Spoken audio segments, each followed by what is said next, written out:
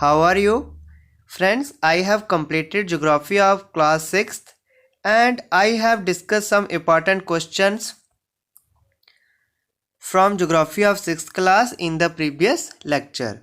Friends, today I am going to start geography of 7th class, and friends, this topic is also listed in the in the syllabus of JKSSB FAA and SI exam, and is also important for JKPCS preliminary exam. So friends, without wasting your time, let us start. Friends, my first question is what is environment? तो environment क्या है? The answer of this question is whatever you see in your surrounding is called environment. जो कुछ भी आप अपने surrounding में देखते हो वो सब कुछ दोस्तों environment का पार्ट है. उसी आपके आगे पीछे जो भी है उसी को हम इन्वायरमेंट बोलते हैं. इसका सिंपल आंसर है, अगर आपको कोई पूछे व्हाट इज इन्वायरमेंट तो जो कुछ भी आप अपने आगे पीछे देखते हो उसी को हम वहाँ का इन्वायरमेंट बोलते हैं. Next, environment is our basic life support system. It provide the air we breathe, the water we drink, the food we eat and land where we live.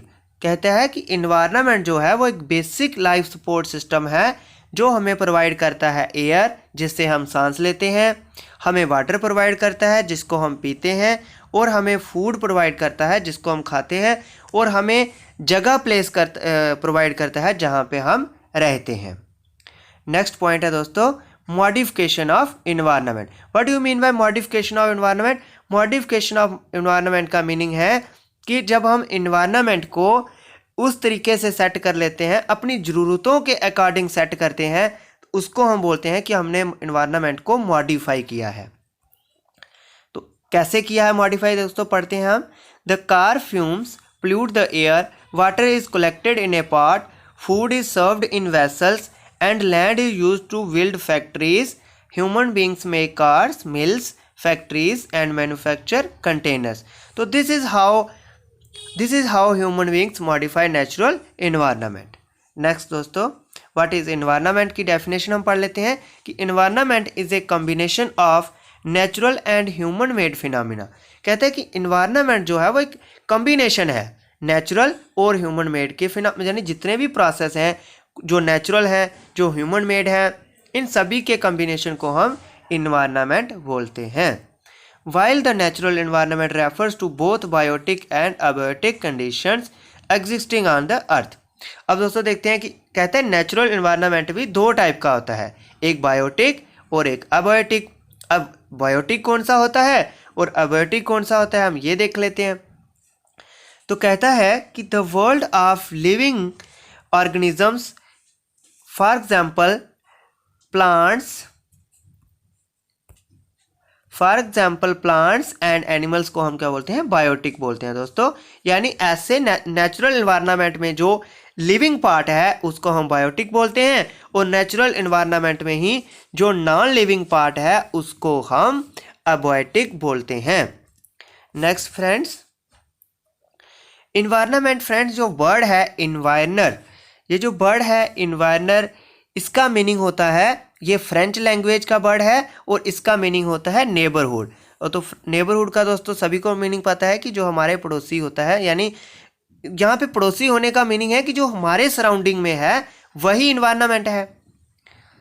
Next, अब कहते हैं नेचुरल इन्वायरमेंट क्या है. Land, water, air, plants and animals comprise the natural environment. Land, water और जो air है वो comprise करता है नेचुरल इन्वायरमेंट. फिर लिथोस्फीयर दोस्तों हमने पिछली क्लासेस में ही पढ़ा था, फिर इसकी एक बार दोबारा हम डेफिनेशन पढ़ लेते हैं. Lithosphere is the solid crust और hard top layer of the earth. जो सबसे ऊपर वाली लेयर है अर्थ की उसको हम लिथोस्फीयर बोलते हैं, और लिथोस्फीयर में ही रॉक्स पाई जाती हैं. तो ये जो वो वाली हार्ड लेयर है जो अर्थ की सबसे ऊपर वाली लेयर उसको हम लिथोस्फीयर बोलते हैं. और ये किसकी बनी हुई है, रॉक्स और मिनरल की बनी हुई है. ये एक सॉइल ऊपर वाली परत जो है इसकी वो सॉइल की है, और it is an irregular surface with various landforms such as mountains, plateau, plains, valleys valleys extra. Friends ये सब मैंने वैलीज क्या होती हैं, प्लेन्स क्या होते हैं, प्लेट्यू क्या होते हैं, माउंटेन्स क्या होती हैं, ये मैंने 6th क्लास के लेक्चर में सारा कुछ कंप्लीट कर दिया है। अगर आपने दोस्तों वो वाले हमारे लेक्चर नहीं सुने हैं तो वो वाले लेक्चर भी सुन लें ताकि आपको आगे वाली हमारे लेक्चर्स में कोई प्रॉब्लम ना आए। Lithosphere is the domain that provides us forest, grasslands for grazing, land for agriculture and human settlement. It is also a source of mineral wealth. तो मैं यही बता रहा था ऊपर भी आपको कि जो मिनरल हैं वो हमारे लिथोस्फीयर में ही पाए जाते हैं। The domain of water is refer to as, दोस्तों ये जो डोमेन वाटर की डोमेन को हम क्या बोलते हैं, वाटर की डोमेन को हम हाइड्रोस्फीयर बोलते हैं, यानी area covered by the water is called hydrosphere. It comprise various sources of water and different types of water bodies like rivers, lakes, seas, oceans extra. It is essential for all living organism. तो water तो सभी को पता है कि हर एक living organism के लिए जरूरी है। नेक्स्ट दोस्तों पढ़ते हैं एटमॉस्फेयर क्या होता है। The atmosphere is the thin layer of air that surround the earth. The gravitational force of the earth holds the atmosphere around it. दोस्तों जो JKPCS का एग्ज़ाम होता है जिसमें हमारे जो प्रीलिमिनरी एग्जाम होता है दोस्तों वहाँ पे इसी तरह के क्वेश्चन आते हैं, वहाँ पे स्टेटमेंट दी होती हैं तो हमें स्टेटमेंट को समझते हुए आंसर को निकालना होता है। तो ऐसे वाले क्वेश्चन दोस्तों जो हैं वो स्टेटमेंट टाइप में ही आते हैं। जैसे अगर आपको ये स्टेटमेंट आ जाए कि अर्थ पे जो एनवायरनमेंट है, एटमॉस्फेयर है जो अर्थ पे, तो इसको कौन बांधे रखता है, तो एटमॉस्फेयर को ये जो ब्लैंकेट ऑफ गैसेस है ये अर्थ के साथ कौन इसको बांधे रखता है, तो वो ग्रेविटेशनल फोर्स ऑफ द अर्थ है जो एटमॉस्फेयर को अर्थ के अराउंड बाइंड करके रखती है। It protect us from harmful rays and scorching heat of the sun. और ये जो एनवायरनमेंट है इसका ये हमें क्या करता है, ये हमें हार्मफुल रेज से बचाता है। और जो स्कॉचिंग हीट है दोस्तों, स्कॉचिंग का मीनिंग है बहुत तेज, ये जो बहुत तेज हीट है सन की उससे हमें बचाता है। It consist of number of gases, dust and water vapours. और ये जो एनवायरनमेंट में है इसमें डस्ट है, वाटर वेपर्स हैं। The changes in the atmosphere produce changes in the weather and climate. दोस्तों ये मैं पहले बताया था कि एटमॉस्फेयर में चेंज होने की वजह से ही हमारे वेदर और क्लाइमेट चेंज होते हैं। Plants and animal kingdom together make biosphere. तो जब प्लांट, एनिमल, लैंड यानी ये जो सारी डोमेन्स हैं, जब ये सारी डोमेन्स एक दूसरे के साथ इंटरेक्ट करती हैं तो एक वहाँ का एनवायरनमेंट बनाती हैं। तो उस वहाँ की इंटरेक्शन के एनवायरनमेंट को हम क्या बोलते हैं दोस्तों, बायोस्फीयर बोलते हैं। यानी जब ये तीनों डोमेन्स हमारी मिलके एक एनवायरनमेंट बनाती हैं तो उस एनवायरनमेंट को हम बायोस्फीयर बोलते हैं, यानी आर द लिविंग वर्ल्ड, यानी एक लिविंग एनवायरनमेंट बनाएंगी। It is a narrow zone of the earth where land, water and air interact with each other to support life. यही मैंने एक्सप्लेन किया कि जहाँ पे ये तीनों डोमेन्स मिल जाती हैं और एक लाइफ सपोर्ट सिस्टम बनाती हैं तो उस लाइफ सपोर्ट सिस्टम को हम बायोस्फीयर बोलते हैं। नेक्स्ट क्वेश्चन इज दोस्तों, व्हाट इज इकोसिस्टम। तो it is a system found by the interaction of all living organisms with each other and with the physical and chemical factor of the environment in which they live, all linked by a transfer of energy and material। दोस्तों क्या होता है ecosystem. Ecosystem का meaning है कि हमारे जो environment है, हमारे एनवायरनमेंट में जब हर एक लिविंग ऑर्गेनिज्म एक दूसरे पे डिपेंड है। जैसे दोस्तों हम ह्यूमन बींग्स जो हैं हम प्लांट्स पे डिपेंड हैं, हम प्लांट्स के फ्रूट्स को खाते हैं। तो जो प्लांट्स हैं, तो जैसे कुछ और एनिमल्स हैं जो एक दूसरे पे डिपेंड हैं, जैसे स्नेक है, स्नेक फ्रॉग को खाएगा, फिर स्नेक को जो है वो नेवला खाएगा। तो ऐसे ये चेन चलती है। तो जब हर एक एनिमल एक दूसरे के साथ डिपेंड है यानी लिंक्ड है, तो ये जो इन्वायरमेंट का सिस्टम है जिसमें हर एक लिविंग ऑर्गेनिज्म एक दूसरे के साथ लिंक्ड है, तो इसी सिस्टम को हम इकोसिस्टम बोलते हैं। ऑल प्लांट्स, वही नीचे दोबारा लिखा है कि all plants, animals and human beings depend on each other.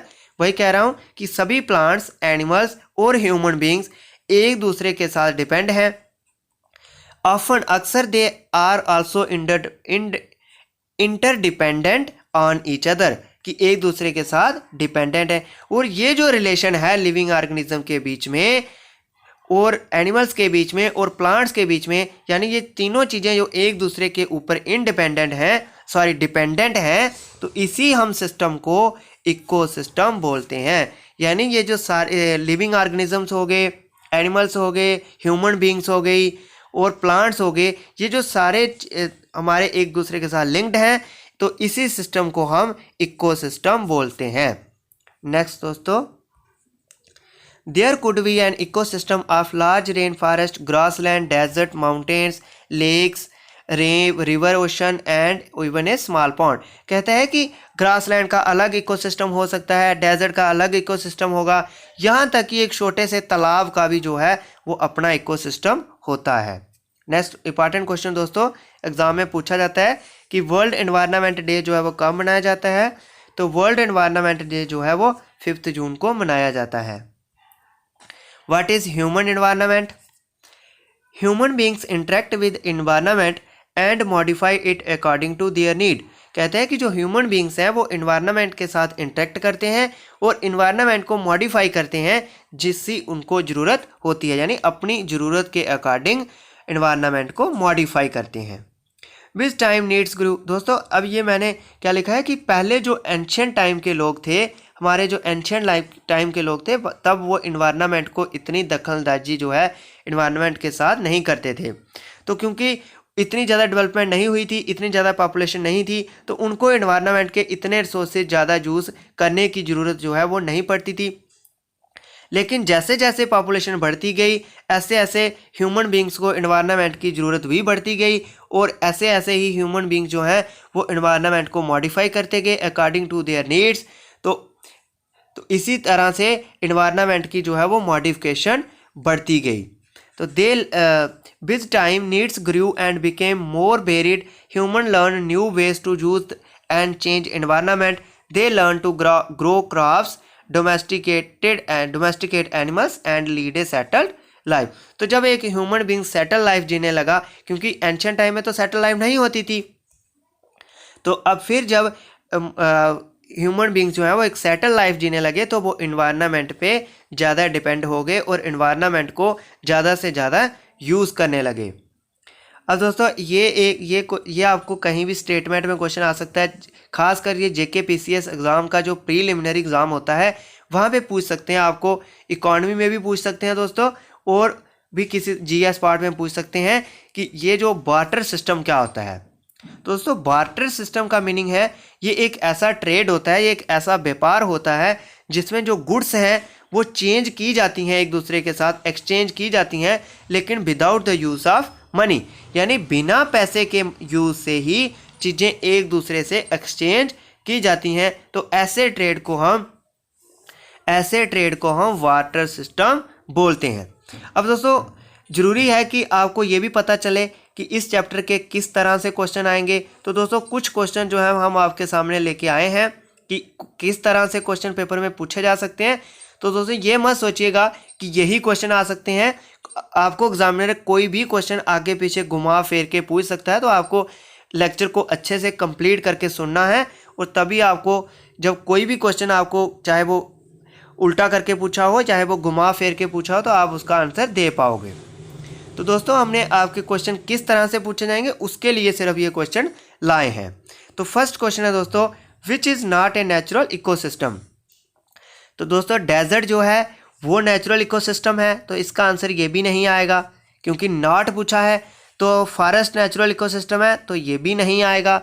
अब कौन सा बचा दोस्तों, एक्वेरियम, तो यही इसका आंसर है। अब एक्वेरियम होता क्या है दोस्तों, जो हमने घरों में एक शीशे का बना होता है उसमें हमें फिशेस रखी होती हैं, तो वो जो आर्टिफिशियल होता है उसको हम एक्वेरियम बोलते हैं। तो इसलिए ये एक नेचुरल इकोसिस्टम नहीं होता है। Next question, which is not a component of human environment. तो दोस्तों ह्यूमन एनवायरनमेंट का जो कंपोनेंट है यहाँ पे जो है विच इज़ नॉट पूछा है दोस्तों, तो रिलीजन भी ह्यूमन एनवायरनमेंट का कंपोनेंट है, कम्युनिटी भी ह्यूमन एनवायरनमेंट का कंपोनेंट है। तो कौन सा बचा दोस्तों जो ह्यूमन कंपोनेंट का नहीं है, सिर्फ लैंड जो है वो नेचुरल एनवायरनमेंट है, ना कि ह्यूमन कंपोनेंट का एनवायरनमेंट है। तो ह्यूमन में कौन से आते हैं, रिलीजन आता है, कम्युनिटी आती है, तो ये सारे जो हैं वो human component of human environment होते हैं। तो ये जो लैंड है वो नेचुरल एनवायरनमेंट, तो इसका आंसर नॉट का पूछा है तो लैंड आएगा। नेक्स्ट क्वेश्चन दोस्तों, which is a human made environment. तो यहाँ पे दोस्तों माउंटेन्स तो ह्यूमन मेड नहीं है, ये नेचुरल है, इसका क्रॉस। सी जो है वो भी ह्यूमन मेड नहीं है, ये भी क्रॉस। तो कौन सा फिर ह्यूमन मेड है? रोड। तो इसका सही आंसर रोड। दोस्तों इतने आसान क्वेश्चन आपको पेपर में नहीं पूछे जाएंगे किसी भी एग्जाम में, तो ये सिर्फ आपको समझाने के लिए था कि किस तरह से क्वेश्चन पूछे जाते हैं। बाकी दोस्तों आपको लेक्चर को अच्छे से सुनना है और कोई भी क्वेश्चन आपको एग्जाम में पूछा जाए तो आप उसका आंसर दे पाओ। नेक्स्ट क्वेश्चन है दोस्तों, which is a threat to environment. ये क्वेश्चन थोड़ा समझने वाला है दोस्तों कि एनवायरनमेंट को किसकी थ्रेट है। ग्रोइंग प्लांट की, ये भी नहीं आएगा। ग्रोइंग पॉपुलेशन की, ग्रोइंग क्राफ्ट्स की, क्राफ्ट्स वाला भी नहीं आएगा। तो ग्रोइंग पॉपुलेशन की जो है वो थ्रेट है एनवायरनमेंट को। तो सही आंसर इसका बी पार्ट है। दोस्तों ऐसे वाले क्वेश्चन भी, मैच करने वाले क्वेश्चन भी आजकल एग्जाम में ट्रेंड बन गया है कि बड़े सारे पूछे जाते हैं। और जेके पीसीएस का जो प्रीलिमिनरी एग्जाम होता है वहाँ तो ऐसे क्वेश्चन आते ही आते हैं। तो छोटे छोटे जो एग्जाम हो रहे हैं जेके एसएसबी के, इनमें भी ट्रेंड बन गया है कि इस तरह के क्वेश्चन पूछे जा रहे हैं। तो दोस्तों यहाँ पे ये सारी डेफिनेशन मैंने पीछे आपको बताई हुई हैं। तो ये आसानी क्वेश्चन है, पर ये मेरा मकसद आपको क्वेश्चन दिखाने का सिर्फ यही था कि आपको थोड़ा आइडिया हो जाए कि किस तरह से क्वेश्चन जो है वो पूछे जा सकते हैं। दोस्तों बायोस्फीयर क्या होता है? बायोस्फीयर मैंने अभी आपको बताया कि बायोस्फीयर जो होता है एक नैरो जोन होती है where land, water and air interact. तो इसका आंसर जो है वो ये आएगा, ये वाला। नेक्स्ट है एटमॉस्फेयर। एटमॉस्फेयर क्या होता है? Blanket of air which surround the earth. तो इसका सही आंसर ये आ जाएगा। हाइड्रोस्फेयर क्या होता है? डोमेन ऑफ वाटर को हाइड्रोस्फेयर बोलते हैं। इन्वायरमेंट क्या होता है? Relation between the organism and their surrounding. तो इन्वायरमेंट को अवर सराउंडिंग, ठीक है, इसका सही आंसर आएगा इन्वायरमेंट, हमारी सराउंडिंग। हमारी सराउंडिंग में जो कुछ भी है वो सब कुछ इन्वायरमेंट है। तो दोस्तों ये थी आज की लेक्चर। मैं आशा करता हूं कि आपको हमारी वीडियो अच्छी लगी होगी। तो दोस्तों अगर आपको एक बार वीडियो देखने से समझ कम आती है तो आप वीडियो को दूसरी बार भी देख सकते हैं। दोस्तों अगर आपको वीडियो में कोई डाउट आता है तो आप हमें कमेंट सेक्शन में कमेंट कर सकते हैं, हम उसका 100% आपको रिप्लाई करेंगे। अगर आपको कोई टॉपिक समझना है एक्स्ट्रा जो हम नहीं ले रहे हैं तो आप हमें वो भी कमेंट करके बता सकते हैं, हम उस पर भी वीडियो बना के आपको समझाने की पूरी कोशिश करेंगे। तो दोस्तों अगर आपको ये वीडियो हमारी अच्छी लगी है तो अपने दोस्तों के साथ शेयर करें, और अगर आपने अभी तक हमारे चैनल को सब्सक्राइब नहीं किया है तो सब्सक्राइब जरूर कर लें। हम आपको आने वाले एग्ज़ाम की GS classes, current affairs, grammar, ये सब कुछ प्रोवाइड कराएंगे। और अगर आपको कोई लेक्चर एक्स्ट्रा भी समझना होगा तो आप हमें कमेंट सेक्शन में बोल सकते हैं, हम उस पर भी अपना लेक्चर बनाएंगे। तो दोस्तों मिलते हैं फिर आपके साथ अगली वीडियो में, तब तक के लिए देखते रहिए हमारे चैनल को।